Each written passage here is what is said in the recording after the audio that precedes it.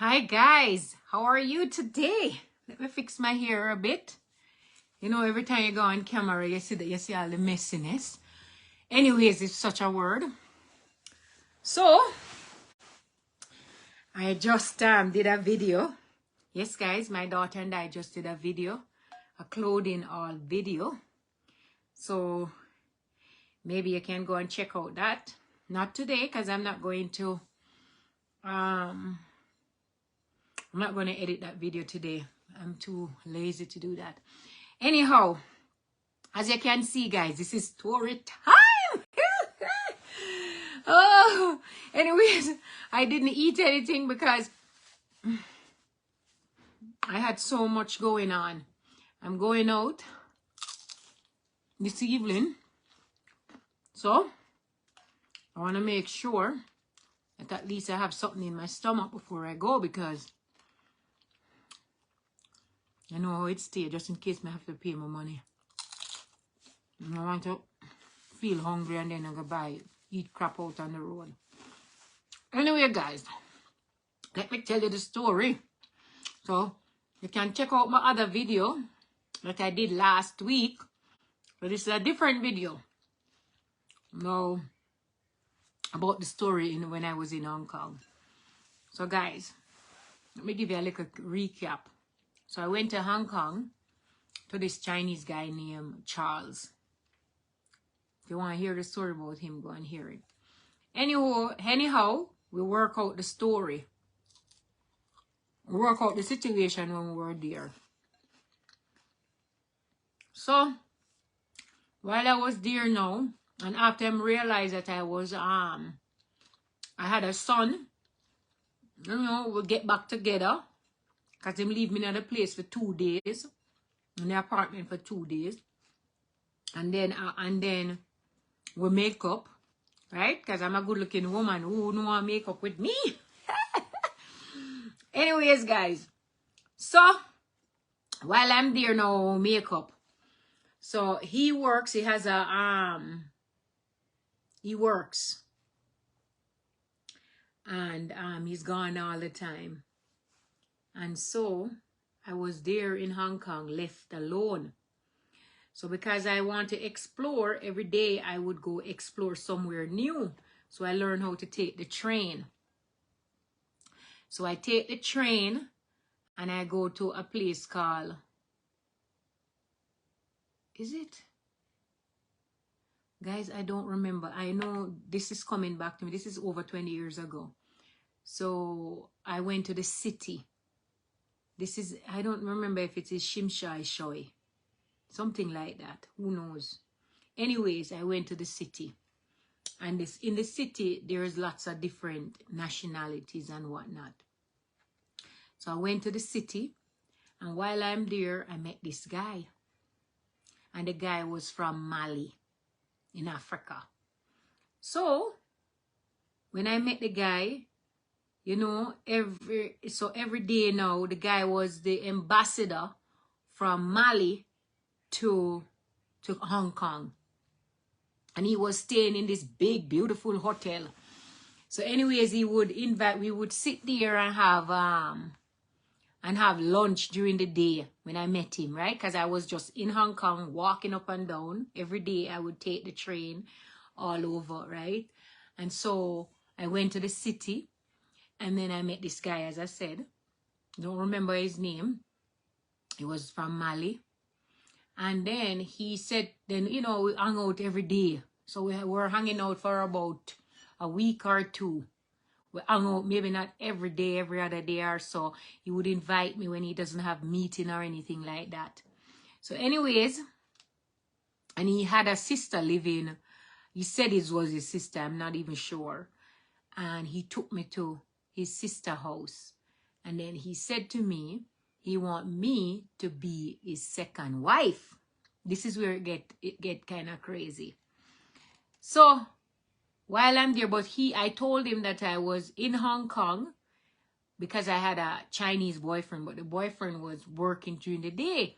So it wasn't like I was looking for somebody. I was just looking for company. And this guy, he spoke English. And I'm there, and to believe you me, when you're traveling and when people don't, when people are around you, you don't speak the language. Then when you meet somebody who speak English, I kind of gravitate to that person because I want communication, right? Because every day I will be there. I go to the market. You know, even the market, I have to just point on things and things like that because I didn't speak Chinese. Or they spoke Canton. I think it's Cantonese they spoke. Yes, they spoke Cantonese. So I didn't speak Cantonese. So therefore, I was there and I was like fish out of water. So I met this guy, and then we would hang out, and I liked the guy because he spoke English. And anyway, he bring me to his sister. We have dinner, blah, blah, blah. About a week when we met, about a week from the day we met, about a week after, he would say to me, him really like me and him want me to be his second wife. So, but I didn't understand because I'm from Jamaica, and with all of the jealousy and all that, what the hell me go married, maybe man's second wife? So anyways, I didn't want any issue, so I entertained the idea. So then when he was leaving now, so I met his sister. When I met his sister, he's beautiful, pretty lady from Mali. So I don't know if she was from Mali or what it was, but it's his sister, and she had long, beautiful hair and good-looking girl and so on and so forth. And then he said that he has a wife and he would love to take me for his second wife, guys. I like the guy because, first of all, the guy was some kind of diplomat, right? That's what he said anyways, and it seems that way because when we were there, he had lots of money because we went and we bought a shoes, and the shoes was like $400 US, and I'm talking about 20 years ago. It was like a alligator skin shoes. I've never seen anything like that. And I asked him, why are you buying? Because at the time I'm asking him, why are you buying shoes like that? And he would buy me perfume. He would shop for me. I didn't do much shopping in Hong Kong because I was very tall. And then at the time, their clothes kind of fit short on me. And, you know, and then my feet, I wear a size 9.5, 10.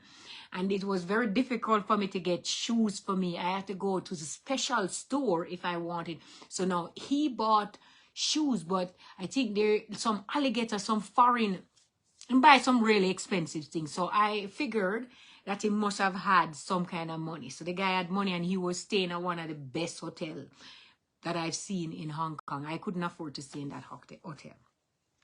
So while we're there now, he said to me, he's going to leave. Told me he's going to leave. He let me meet his sister.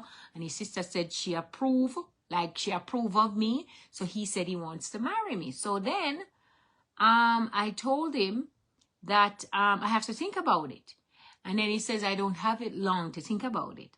So then he says, okay, this is what I will do. I will buy a ticket. He asked me my name and whatnot. And he said he would purchase an airline ticket for me to go to Mali. And then that will tell me if I'm interested in him. So I said to him, okay, you're going to purchase the ticket. And if I don't come, you're going to lose your money. Right? Him said, fine. So then now we spend the last week together, and then he left. And then he purchased the ticket. Guys, I was in Hong Kong. Remember, I'm in Hong Kong with another man. I saw the story again. That time the other guy gonna work every day, and this is happening during the day. So guys, so now I'm sweating it. I don't know what to do because, boy, Jamaica was rough. The Chinese guy was giving me some kind of attitude because, as you know, that I had a son and I can't leave my son for this Chinese guy because I already make up my mind that I'm going to go back home because he's not willing to accept my child. So now I was thinking about going to Mali because in those days, I don't know what name, so I not, me just know say, me the Hong Kong meet a guy, he's a diplomat, and then he want to be me to be his second wife. So I called the airline to find out if the ticket was there for real. When me realize, yes, he bought the ticket. So then now I don't know what to do, because I didn't know, I don't really know the guy. The guy take me to his sister. I don't really know them. We just meet them. It's only 2 weeks worth of relationship. I don't know if them are going to take me where what am I going to do. So I didn't have a choice. So I called up a friend. And then a friend started to tell me, right? She started to talk about what she knows about Mali, right? And all those countries in Africa. And she started to tell me, she find out that it is a Muslim country. And then that was, to me, was a red flag for me, because I'm not Muslim. And then she was reading up some things about, like, if you're the second wife, the first wife is going to be the boss of you, or some shit like that, something like that, yeah? So now meeting about, and then I said to myself, well, it's not like me go marry the guy. I'm just going to go there just because I would never get this opportunity again in my entire life, right? Because I'm trying to convince myself to just leave Hong Kong and go with this guy and see what happened. Guys, I swear to God I was going. I swear to God I was going. And so I was in the apartment with the guy the day after. So the ticket was booked about, I would say, about a week from the day he booked the ticket. He said, going to give me time to think.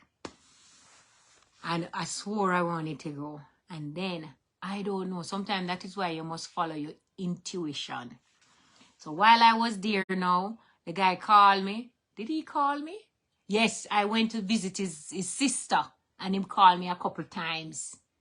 And the sister let me talk to him. Right? Because the sister live in Hong Kong. And him to ask me if me coming and blah, blah, blah, and whatnot, not. Yeah, I was going to go, yes. But then something about it never right. And then my friend tell me that it was a Muslim country and their beliefs are different from my beliefs. And she said that is going to be a conflict of interest with me, because what it would happen. And then she started telling me a kind of story. Say, when me go there, them going to take away my passport. I can't travel as I want. I can't do whatever I want. Blah, blah, I must keep myself quiet. I must do it. So now me start to get cold feet. And me say, no, no, no. I'm not going. So then I did not go, right? And then the guy, when I was in Hong Kong, him still called me and blah, blah, blah, whatever. And then me tell him, no, me don't feel comfortable doing it and whatnot, not. So then I used to visit the sister.